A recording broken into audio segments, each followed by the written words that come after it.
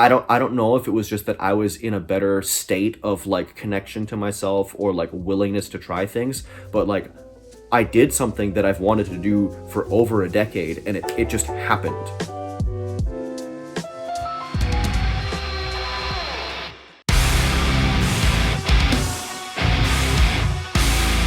Hello, checkity check. We are Discount Sleep Tokens.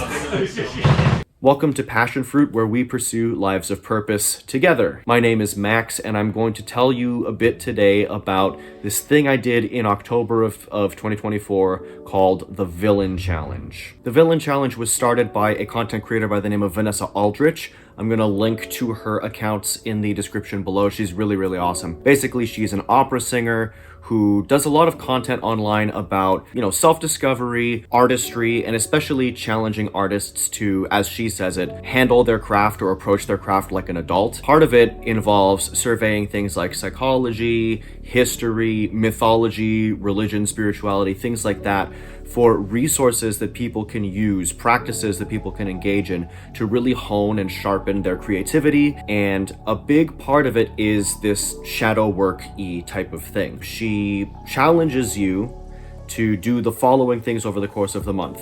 Mandatory 10 minutes of meditation every day, working out every day, no exceptions, pick one vice over the course of the month and abstain from it, maintain an impeccable workspace, what she called villain plotting, which was engaging for a little bit every day, have a dedicated set of time to engage in your craft, and journaling every day as well. And the journaling you do, you're supposed to journal in the voice of your villain, so I'll explain what that means in a second. Another thing you had to do for the challenge was you had to create or find a moment in the month where you could show up in public embodying your villainous self, embodying this version of yourself that you're discovering. And for me, I knew that my band had a show, which would be our last show of the year, coming up at the end of the month, and it was a Halloween-themed show. So I thought to myself, like, oh, that's going to be the perfect opportunity. So I aimed a lot of my activities and my thinking and my planning at that show. It didn't quite go the way I thought it would, and I'll unpack that a little later in the video.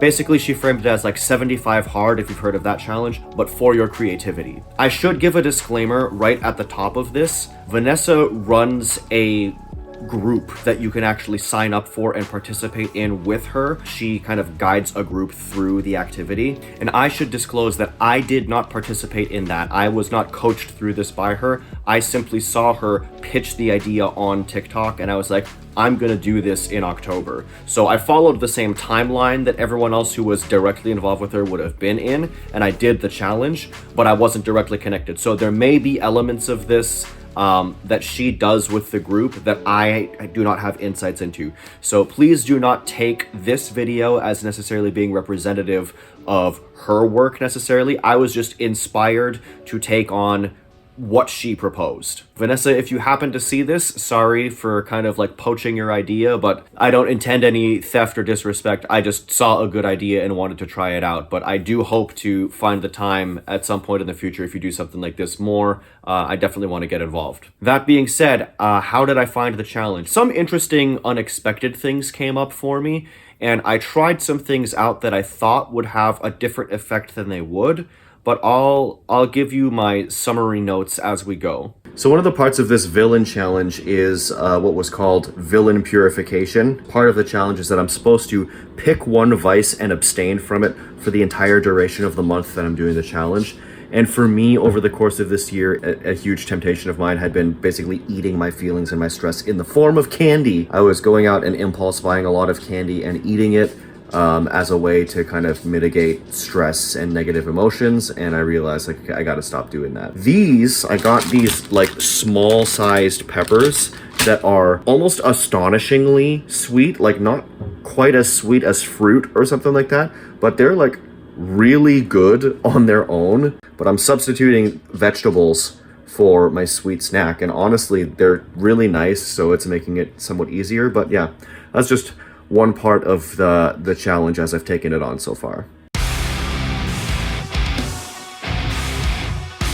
Now, if you're this far into the video, you're probably thinking, why villain? What's going on with this whole villain thing? Here's how she framed it. In literature, in mythology, in religion, the great stories that are society shaping. If you're familiar with Joseph Campbell, there's the hero with 1,000 faces, the monomyth, all of that. One of the ways that Vanessa framed this was that the villain in any given story is always perfectly committed and courageous in the same area where the hero is weakest. She points out that a lot of classic, movie and literature villains, you can't really picture them moping around or procrastinating, things like that. It just doesn't fit. They're usually very disciplined, laser focused, and ready to get down to business. And the hero of the story very often has to learn something from confronting their villain that they can't necessarily learn from their mentors who are good, per se. Of course, the thing that makes the villain a villain is that they've taken this characteristic and they've gone too far with it, most likely. So what might have been courage has now turned into rashness or aggression. But there's still a sense in which the hero has to observe that characteristic being used and then say, okay, how can I approach that in a healthier, constructive way? And it balances them out. In other words, the nature of this challenge that I did in October of 2024 was that I needed to confront the parts of myself that I feel shameful about, the parts of myself that I suppress, the things about myself that I don't like, right? My shadow, my villain version of myself. And the point is to come face to face with that person, that version of myself, and to try to learn something from that person, to let that person refine me. So let me talk about how this went for me. I enjoyed doing this challenge. It was difficult. That's the point of it. It's supposed to be difficult. You're supposed to challenge yourself with it. I completely revamped my daily schedule. I was doing a lot of waking up in a relatively short time before having to get started on work. I work from home, and that was just putting me in a funk and kind of leaving me really unmotivated in like every area of my life. So I started getting up quite a lot earlier, like even before the sun was out, and doing my morning meditation. So one part of this villain challenge thing is that I need to engage in at least 10 minutes of meditation every day. Religiously speaking, having a regular devotional practice has always been difficult for me. And I think part of that is because it's always felt like work. I'm fairly analytical and I really get on the cerebral side. I like to analyze things. I like to think about things in like these very, very dense ways. Anyone on the Passionfroot team will tell you that I can be very detail oriented about stuff, and I don't actually internalize things or apply things to my life or think about how something makes me feel. I'm just jumping right to analysis. And there's nothing wrong with that, except that it's a little depersonalized. And so for me, that's been a really hard thing about establishing like a normal meditative practice or like devotional practice, spiritual disciplines, that kind of thing. So coming into this challenge, I needed to find a way that I would be able to replicate every day. It's funny, just before the Passionfroot trip that we took in September, where we all met for the first time, we had planned to do like group, like spiritual activities together. And I was assigned to do a couple days of that for the group in the mornings. Something I had kind of experimented with a little bit before in my life, but not really committed to as a regular thing, was a practice called Lectio Divina, which is derived from a monastic practice that monks would do in their monasteries. It involves basically reading a passage of scripture 4 times in a row with these pauses of just really committed silence between. And it's not meant to be analytical, though, like, as you go through the exercise, you do involve, like, more and more observation and thought and reflection and even prayer. But you start and end with fairly passive, just listening to a passage being read and seeing how it affects you, trying to notice if any particular part of it really stands out to you, and then you begin to interrogate, okay, why does that stand out to me? You pray about, okay, what does this mean for me? Why why is it this word or this phrase or this section that really it feels like it's saying something to me? And then you end kind of just sitting in the silence, just enjoying the moment with whatever you have or haven't come to understand out of the process. And that's been really helpful for me. The mornings when I do it, I'll wake up at like 6:30 and I'll literally just sit on the floor here in front of the couch. I got some laundry, some folded laundry that needs to be put away. That's the other thing with this challenge. I'm supposed to maintain a really great, just immaculate workspace, and I'm still working on that. So it's not gone perfectly. You're seeing evidence of that. But I sit right here. I often will kneel. There's a table right here, and I'll kneel there. I find that to be a very intuitive position to take. It's a very Japanese position to take, so that works for me too. I would show you footage of me doing that, but for my own personal convictions, I don't believe in displaying my private acts of devotion. There's some guy who said something about that. I tend to listen to him on things like that. But I sit here. There's a podcast on Spotify that I found that every day releases a new Lectio Divina reading. It's just another passage of scripture that gets read to me 4 times over the course of about 10 to 15 minutes with just like really, really subtle, soft music in the background. And I found it so incredibly both liberating and also anchoring. Like it's very grounding. It is very serene. And I've found over the last week that I've been doing this every day, the mentality that I then bring into my workday feels not just more focused, but more calm, less likely to panic. I've panicked a lot over the last year at work, and I'm panicking much less now, if at all. And that's been a huge change for me. It's upped my productivity. Not that that's the goal. The goal is to like be okay as a person, but like it's really been quite something for me. It's interesting because the things I've been meditating on have also really kind of harmonized well, synthesized well with the villain challenge itself. And I'll talk about that a little more in another setting, not this shot, a different shot. One of the things that was really interesting for me while doing the meditations is that by some happenstance, coincidence, call it what you will, divine intervention, whatever, a lot of the passages that were part of my readings over the course of the month really confronted me with the ideas of like leadership, purpose, and calling. There was just a number of areas where it really felt like I was being called out to try to take ownership of my own calling, my own purpose and direction in life, and that was quite something. One of the things about the challenge itself that was difficult for me and that I needed to work through during those like scripture reflecting meditations was an idea that I have had a hard time reconciling with the whole monomyth thing, especially for like my own Christian faith and relating the Joseph Campbell framework to like knowing the Bible quite well, and especially with the framing of like the villain has something that the hero doesn't have. I was just like, okay, so like sure, I can do Luke Skywalker, Darth Vader, I can do fictional things, whatever, but if I'm doing the hero is Jesus and the villain is Satan, I guess you could do Roman Empire, but for me at the time Satan felt more salient. I'm like, what does Satan have that Jesus doesn't have? What could Jesus learn from Satan? That doesn't make any sense. I feel like maybe this is where the whole monomyth thing breaks down. And so I was really struggling with that until something hit me that just shook me to my core. Probably shouldn't have, because it wasn't that novel of an idea, but like the villain doesn't necessarily have a virtue that the hero lacks. They have a characteristic that the hero lacks.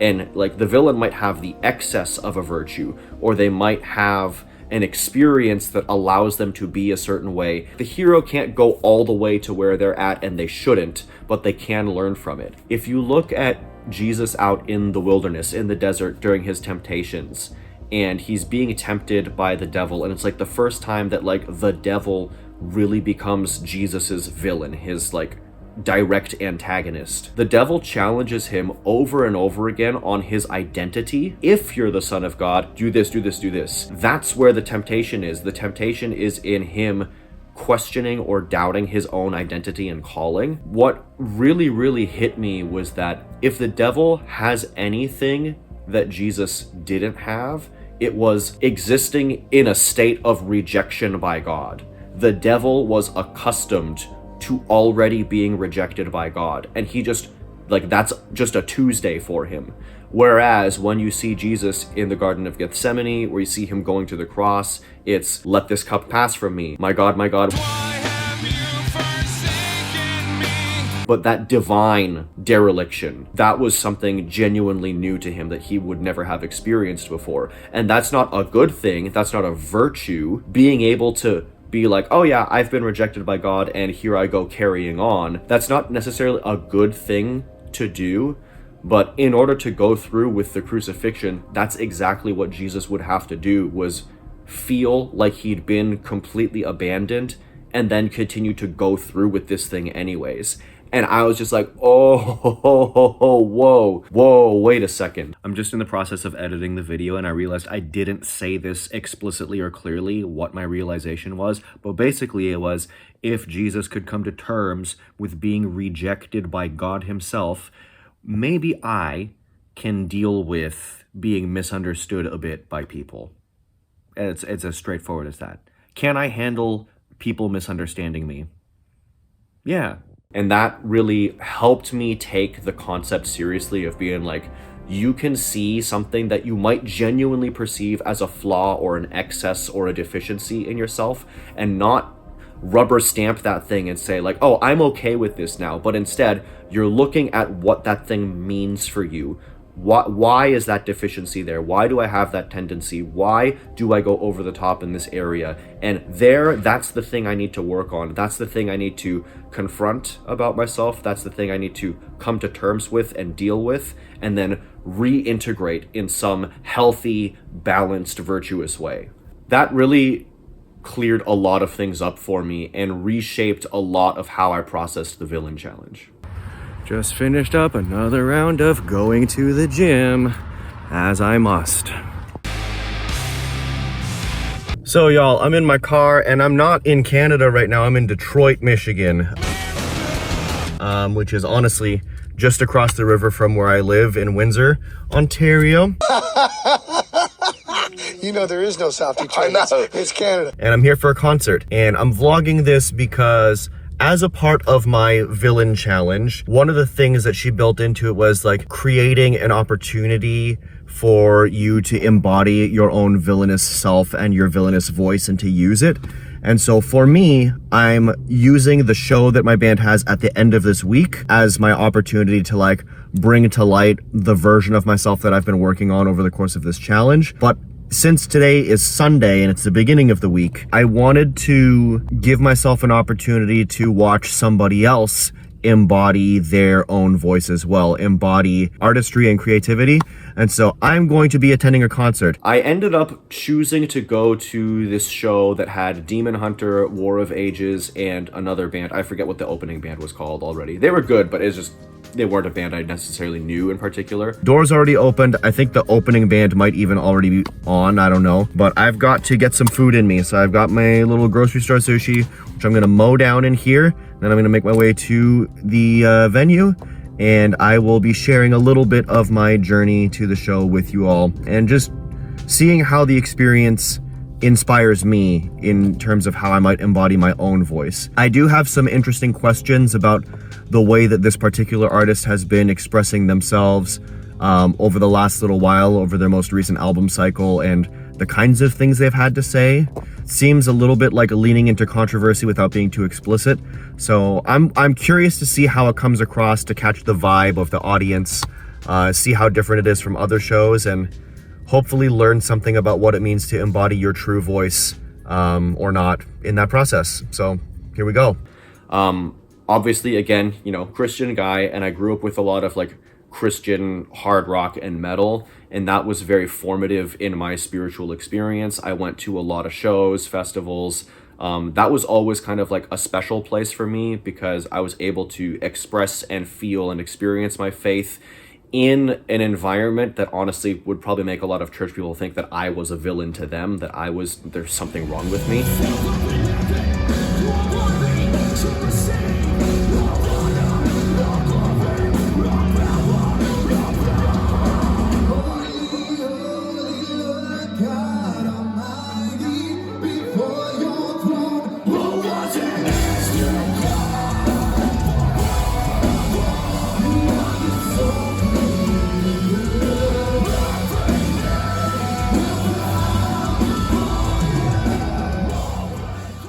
But I've come a long way in my journey since I first got into that kind of stuff, and I am not ideologically in the same place as a lot of people in that scene. I'll leave it vague at that, but anyone who knows me can probably put the pieces together. Still definitely believe in God, that hasn't changed. But my views of the world and my place in it and what I think is right is at least certainly more nuanced than it used to be. And frankly, I am the type to get mad about what I perceive to be the unthinking, raging fundamentalist, the person who spouts off their opinion with no context information, background knowledge, requisite understanding. That is very irksome to me. That is very bothersome to me. And I've found myself over the last few years, I think in a way, pulling back and struggling to express myself publicly, whether it be around people or whether it be online. I've been really filtering myself a lot and not just like saying what I think, because I do care about nuance. I do care about precision and caution and things like that. But I do think I've also been losing a very real sense of like just unabashedly, unashamedly saying what I think. And I even think that in some of my music, I've been like, if I look back at the lyrics I've written, I'm not as obscure or as like dense or opaque as I used to be in my lyricism, but there is still a certain amount of like hiding behind metaphor. There are only a couple of songs that I can think of where I just kind of came out and just said like, hey, you made me mad and I'm angry at you, and that's it, and like allowed myself to be that blunt about it. There was a part of me that wanted to go to this very like unabashed, right out there in your face Christian heavy metal show to see if I could learn something about like this version of myself that used to be, hello, my shadow. I had to connect to my inner unthinking fundamentalist who just shoots off their opinion.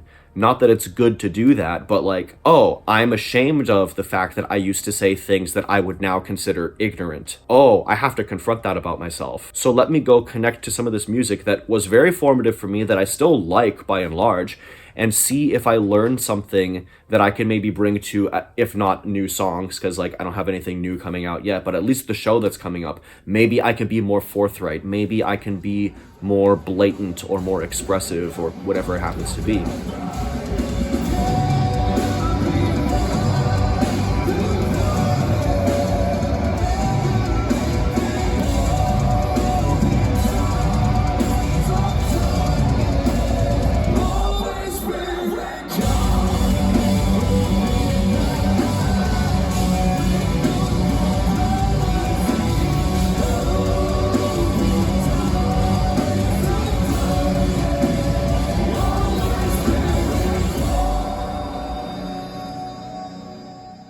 And there was a lot at the show that was really interesting to me. As I suspected, I felt like a little bit of an outlier in the crowd. You know, I interacted with people who I could tell were definitely from a more conservative background than me. And I saw a lot of like very, very blatantly Christian t-shirts, which used to be really normal to me and now comes across kind of weird.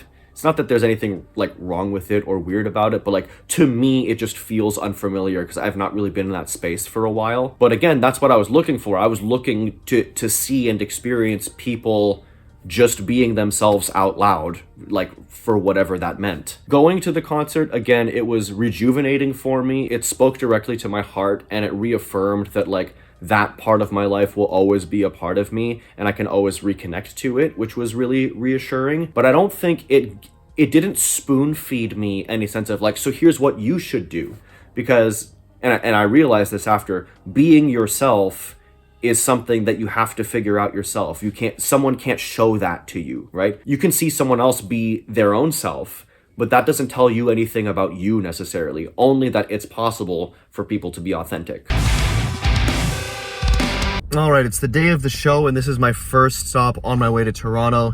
Things got going a little slowly just because I was trying to like take care of stuff around the house before I left for the weekend, make sure everything is in order. But I'm on the road now, and I'll make it before doors, so that'll be fine, I think. I am kind of spending my time on this ride, thinking about how I'm going to bring my villain voice into the show tonight.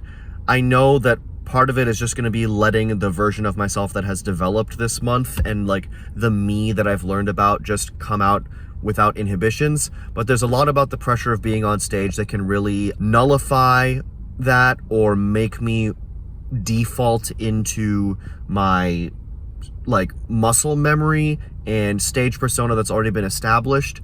So I'm trying to just really relax into this evening so that I don't sabotage myself. I want my inner villain, my uninhibited self to come through. I'm thinking that'll happen. I also bought a mask, which will be interesting. My guitarist Jericho said that he's wearing all black and like a long hoodie. So I'm gonna do something kind of similar to that, like a duster type of thing. I'm basically gonna be discount great value sleep token tonight, which I'm not mad at, but I've never performed in a mask before. So I'm very interested to see how that goes and maybe how that might allow me to be a bit more uninhibited on stage. We'll see. What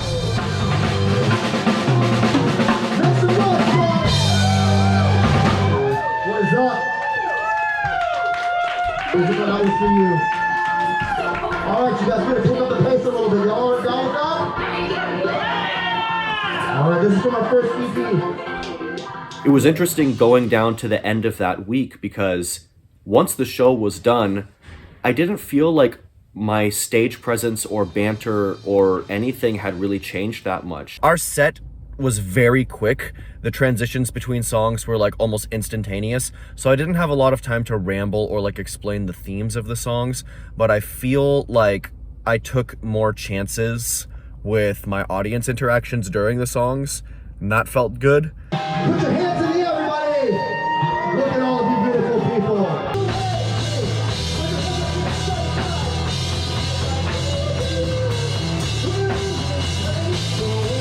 So the show is done. Well, the show is not done. The next band is setting up, but our set is done.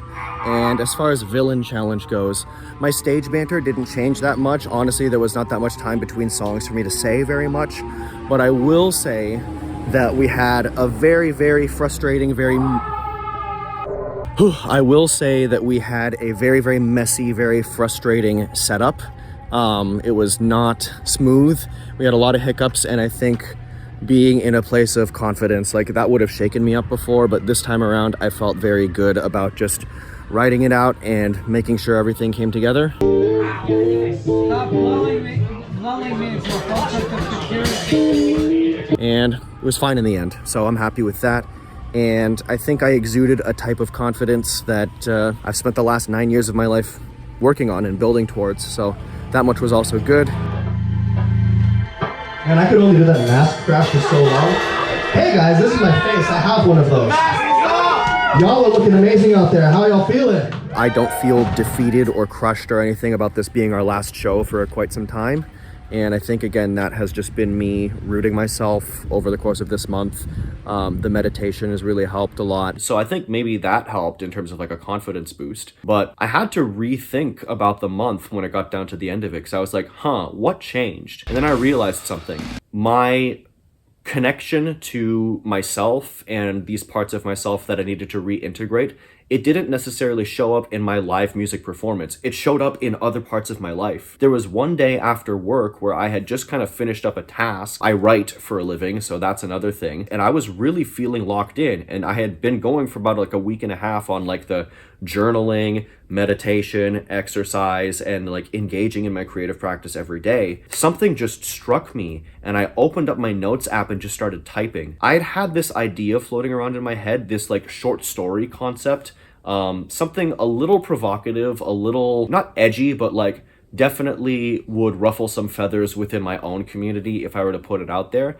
And it's something that I'd been thinking about writing for a really long time, but had never gotten around to it. And it's this like really, really poignant one-liner that I wanted to build a story around. When I say I haven't done it for a long time, like this has been sitting in my head for over 10 years. This idea has been in my head for over 10 years, and I've never touched it or written anything. And within like the span of maybe a couple hours, I wrote an entire short story, like world building, really cool concepts, quite detailed.